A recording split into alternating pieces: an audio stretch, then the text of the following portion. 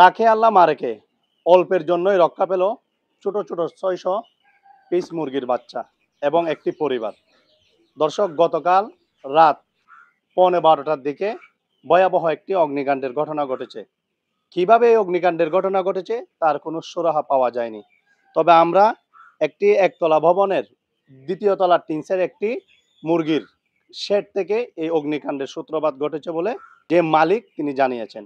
তবে কিভাবে এই অগ্নিকাণ্ডের ঘটনা ঘটেছে তা এখনো পরিষ্কারভাবে জানা যায়নি। তবে অগ্নিকাণ্ডের ঘটনা ঘটার মুহূর্তে স্থানীয় ২ জন ব্যক্তি এসে দ্রুত সেই আগুন নিয়ন্ত্রণে আনতে সক্ষম হয়। এই অগ্নিকাণ্ডের ঘটনার সংবাদ পেয়ে নিকলী উপজেলার ফায়ার সার্ভিসের একটি টিম ঘটনাস্থলে আসার আগে সেই আগুন নিয়ন্ত্রণে আনে। যেটি ঘটেছিল নিকলী সদর ইউনিয়নের ৩ নং ওয়ার্ড পূর্বগ্রাম এলাকায়। আমি যে পাশে দেখাচ্ছি এখানের মধ্যে যে অগ্নিকাণ্ডের ঘটনা ঘটেছে, উপরে টিন সেট ঘর রয়েছে এবং এর পারে প্রায় ৬০০ ছোট ছোট মুরগির বাচ্চা রয়েছে, অর্থাৎ এটি মুরগির শেড। কিন্তু এই ভয়াবহ অগ্নিকাণ্ডের ঘটনায় তার অনেক ক্ষয়ক্ষতি হয়েছে। এখানে যা দেখছি আমরা, কিছু ফ্যান এবং তার সহ আনুষঙ্গিক কিছু মালামাল আগুনে সম্পূর্ণ পড়ে গেছে। তবে আমরা জানতে চাই কিভাবে এই অগ্নিকাণ্ডের ঘটনাটি ঘটেছে সেই বিষয়টি পরিষ্কার রাখার জন্য। শুকনো মৌসুম বা বর্ষার মৌসুম, আগুন কখনো কাউকে ছাড় দেয় না। তবে যখন আপনি বিদ্যুৎ শর্ট সার্কিট থেকে বা রান্নাঘরের গ্যাসের চুল্লি থেকে বিভিন্ন সময় অগ্নিকাণ্ডের ঘটনা ঘটে।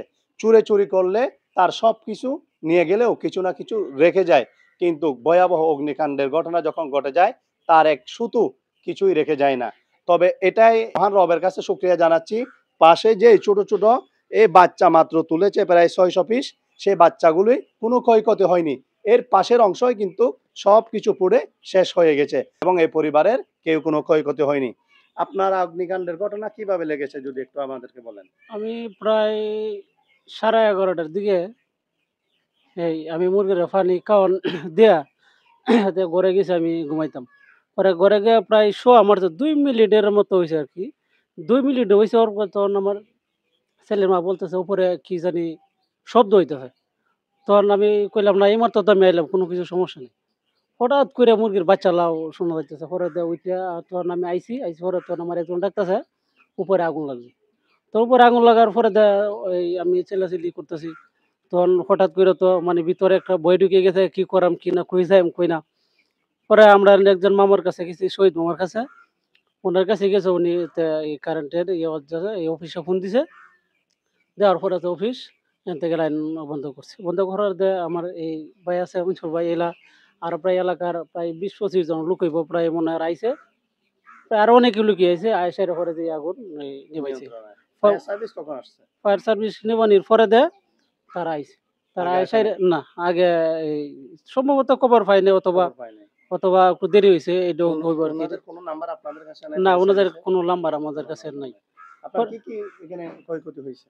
এনা মুরগের ওষুধ আছিন, ফিডের বস্তা আছিন, ফিডের বস্তা আছিন, ফ্যান আছিন, কারেন্টের অনেকগুলো তার আছিন, বাতি ছিল, অনেক বুট ছিল, আরো অনেক কিছু না আছিন আর কি।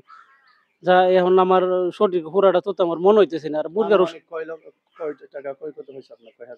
এখন প্রায় আনুমানিক ৬০ থেকে ৭০-৮০ হাজারের ৮০ হাজারের ভিতরে এরকম, মানে সবকিছু আমার ক্ষতি করছে। মুরগির কোনো বাচ্চার ক্ষতি হয়েছে কিনা? না, আল্লাহর রহমতে মুরগির বাচ্চার কোনো ক্ষতি হয়েছে না। সবকিছু মানে সঠিকভাবে? হ্যাঁ, সবকিছু সঠিক আছে। অসংখ্য ধন্যবাদ। ভাইয়া, আপনারা তো আসছিলেন, জি, কি দেখেছিলেন এসে এখানে অগ্নিকাণ্ডে? আমরা আপনার রাত্রে ঘরে বসে রয়েছি, বসে ভাত খাবো। এই মুহূর্তে এই যে ঘরের মহিলা চিল্লাপাল্লা করতেছে, তো হেরা সবাই ঘুমায় পড়ছে। তা আমরা আইসা দৌড়ে এদিকে আসলাম, আইসা দেখি যে আগুন দাও দাও করে জ্বলতেছে। জ্বলার পরে সবাই চিল্লাচিল্লি করে বালতি নিয়ে আসছে। তখন এদিকে উপরে উঠবার জন্য কেউ আগাইতেছে না। হ্যাঁ, পরে আমি আর আমার এক ভাই আছে, মামাতো ভাই, ২ জনে পাল দিয়ে উঠছি। উঠতে এনে দাঁড়ায় পানি মারছি, মারার পরে একটু নিয়ন্ত্রণে আনছি, আনার পরে আরো পানি দিয়ে সেটা পরে থামাইছি। এই মুহূর্তে ফায়ার সার্ভিস আসছে। আগুন কিভাবে লাগতে পারে বলে ধারণা করা হচ্ছে?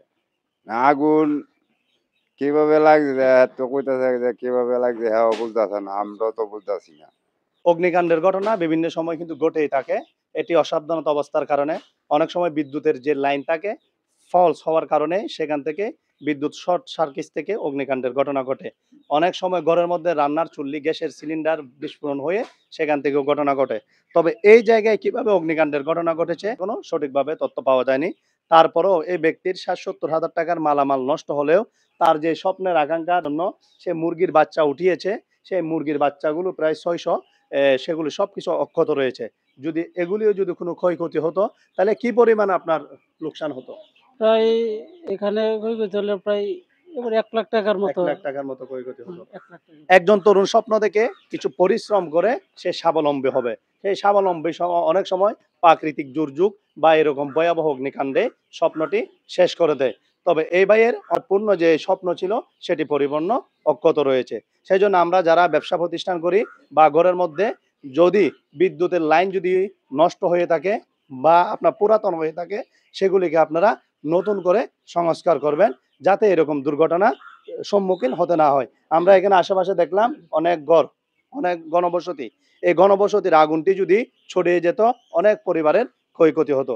আসুন একটু করে সচেতন হই, সচেতন হয়ে এরকম দুর্ঘটনা থেকে আমরা সকলেই বেঁচে থাকি। ধন্যবাদ সকলকে।